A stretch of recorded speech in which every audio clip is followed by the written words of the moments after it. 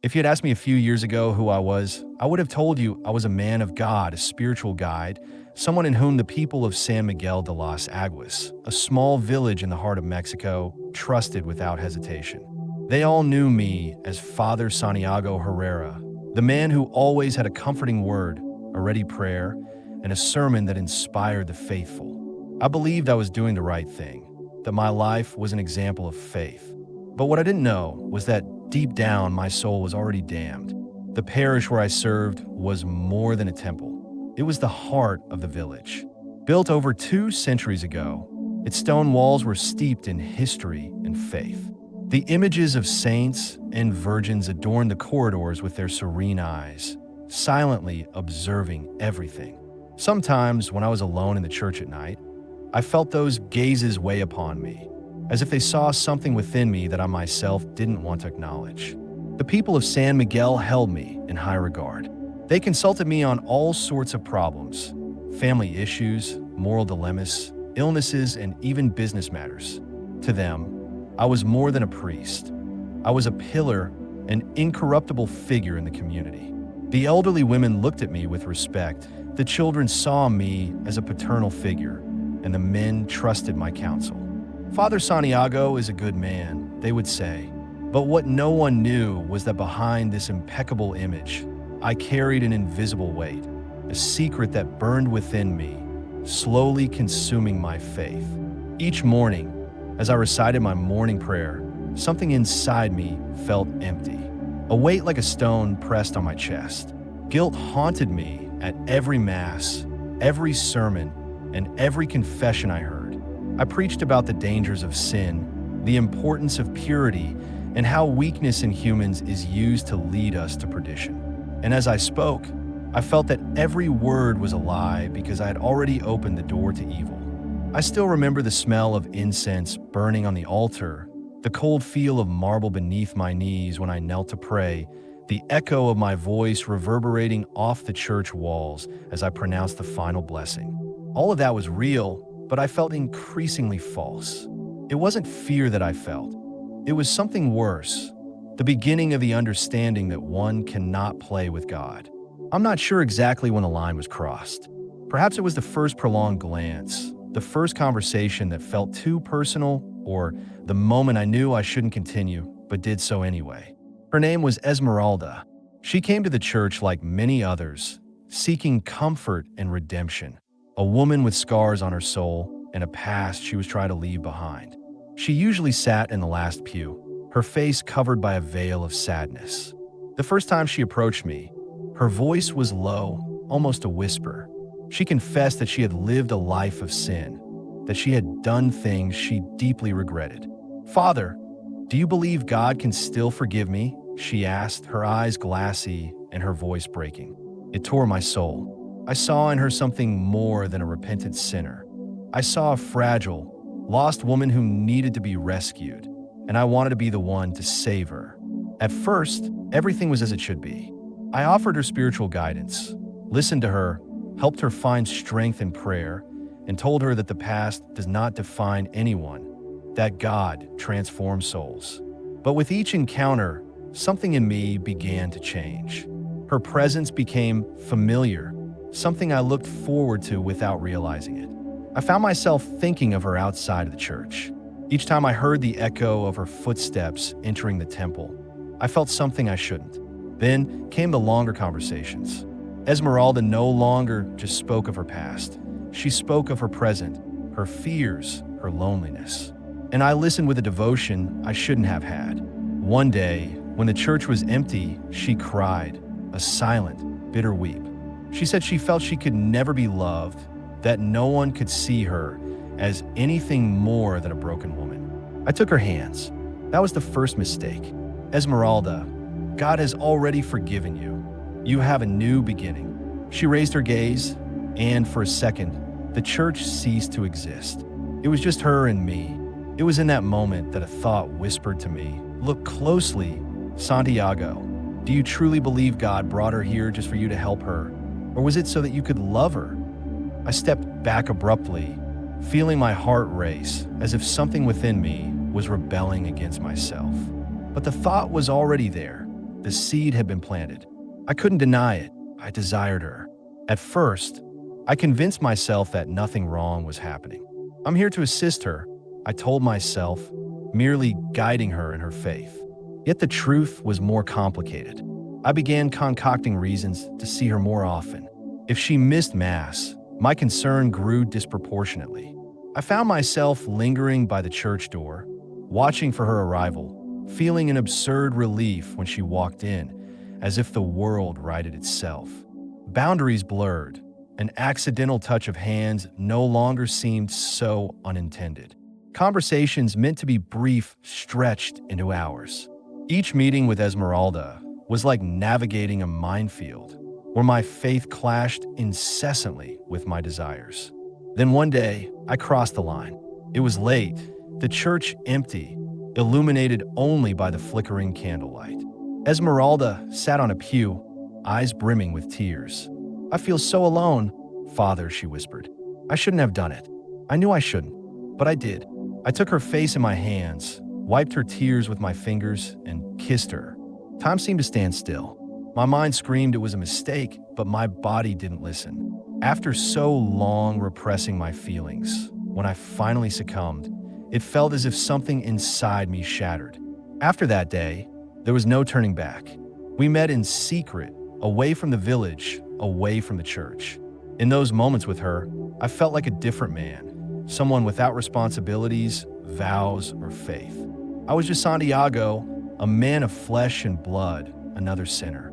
But when I returned to the church, when I donned my cassock and ascended to the altar, the weight of my hypocrisy became unbearable. I spoke of purity while my hands trembled from touching what I should not.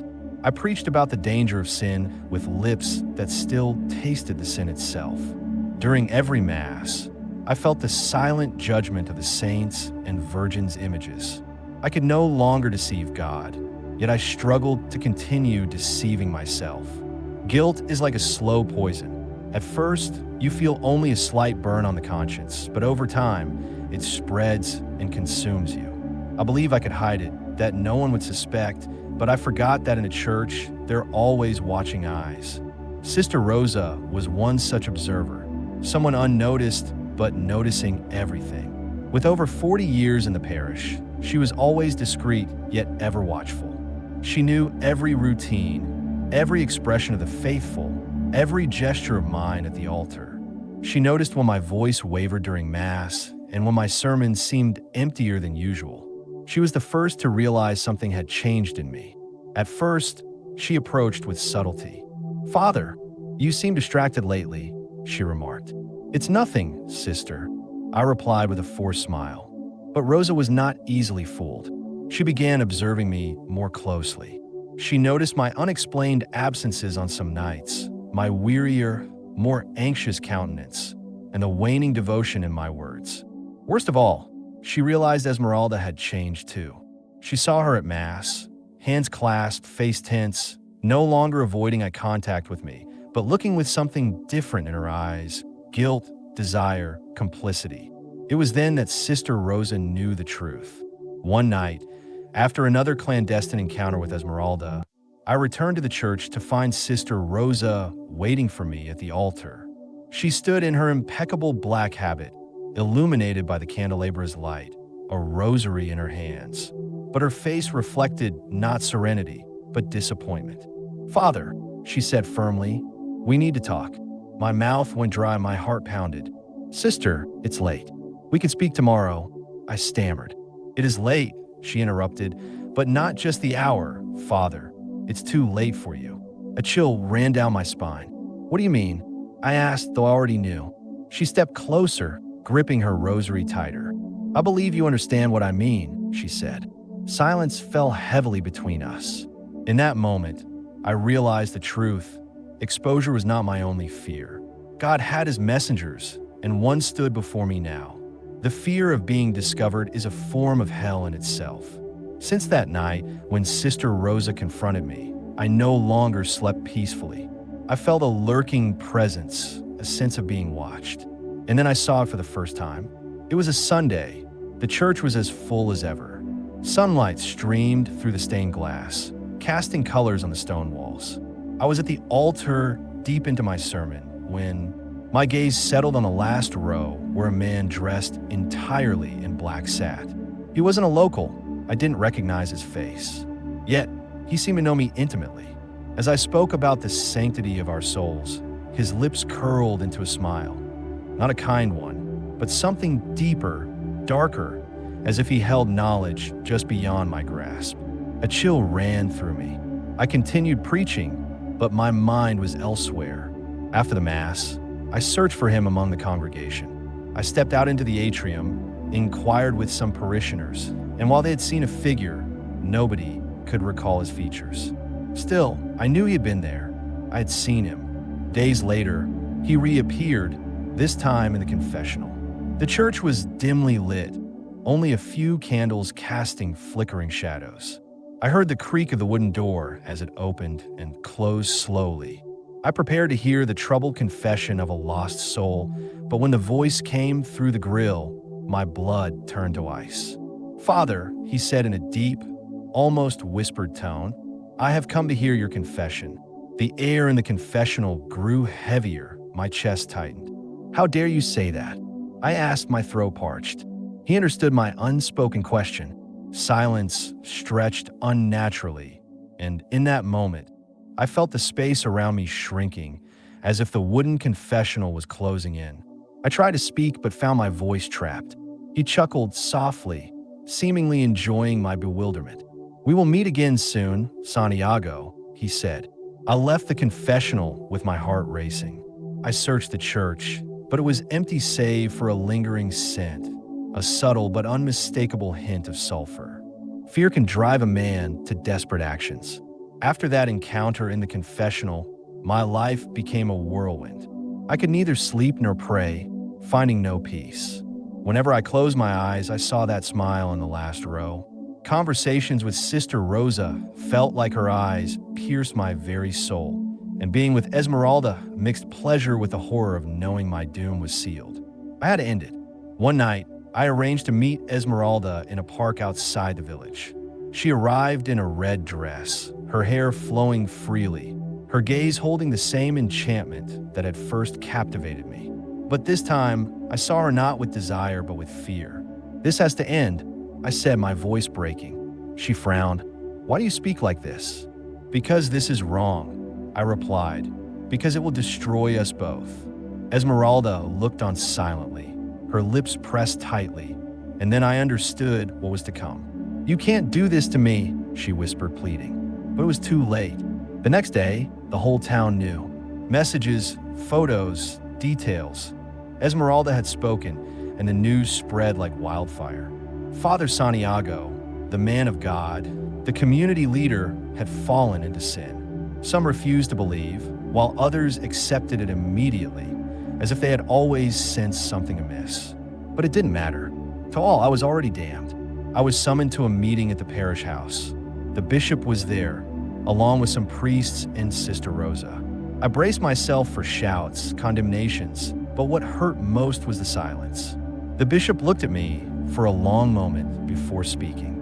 "Anything to say, Santiago?" he asked. I didn't respond because there was nothing to say. They stripped me of my clerical garb.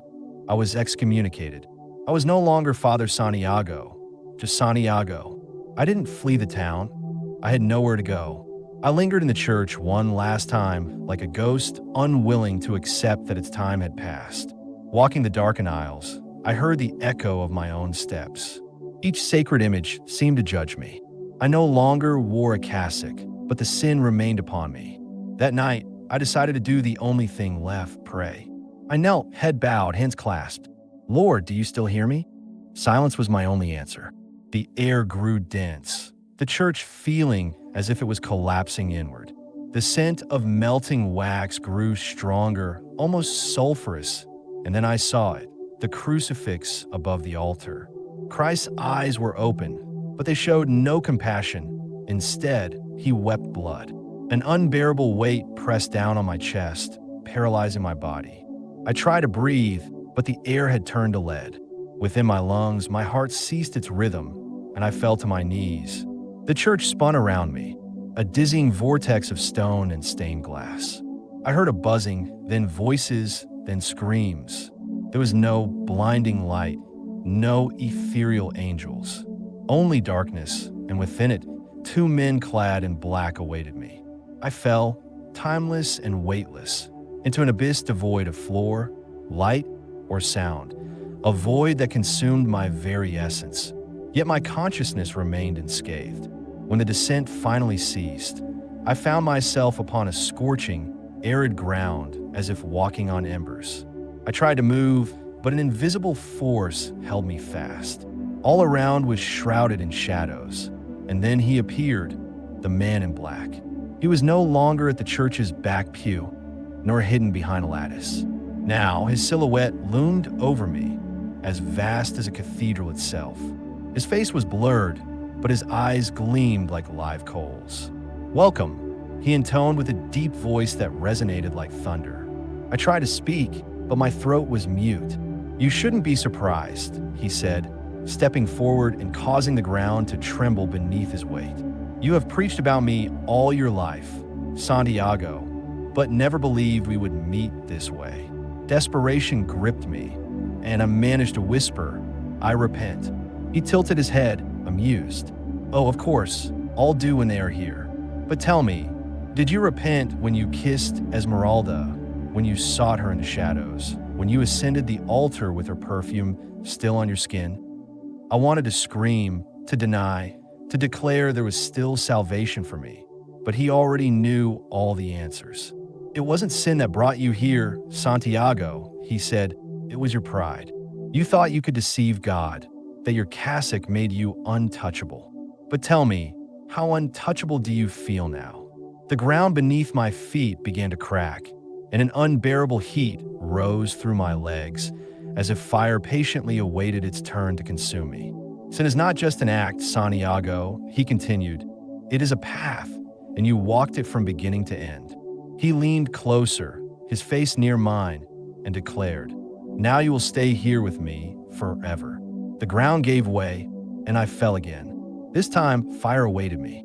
I don't know how long I burned, days, centuries, an eternity. The pain was not just physical.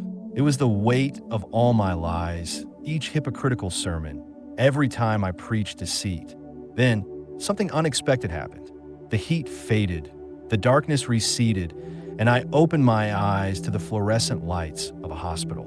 My body was rigid, covered in wires and tubes, and my skin felt alien, as if it no longer belonged to me.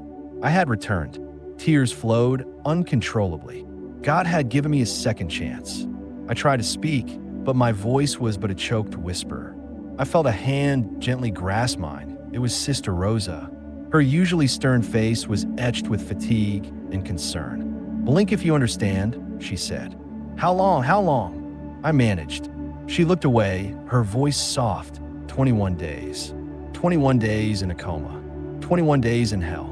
I wanted to tell her of my visions, my feelings, but words were futile. How does one explain the inexplicable? It took weeks to regain strength.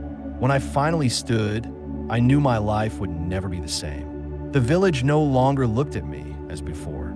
The church had closed its doors to me. God had given me a second chance, but men had not. I was in exile, without cassock, without temple, without the trust of those who once called me their pastor. Yet, I understood I must do something with the opportunity granted to me. Hell was real, and I had to warn others before it was too late. For 4 years, God allowed me to live.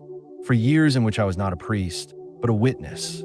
I spoke wherever they would let me, sharing my story at small gatherings and in communities willing to listen. Some believed, others looked on with skepticism, and some even mocked me to my face. But I persisted, for I could not remain silent. Hell was real. I had seen it, felt it in my flesh and soul. It is not a concept or metaphor, but a living presence among us, waiting for the precise moment to claim what it believes is rightfully its own.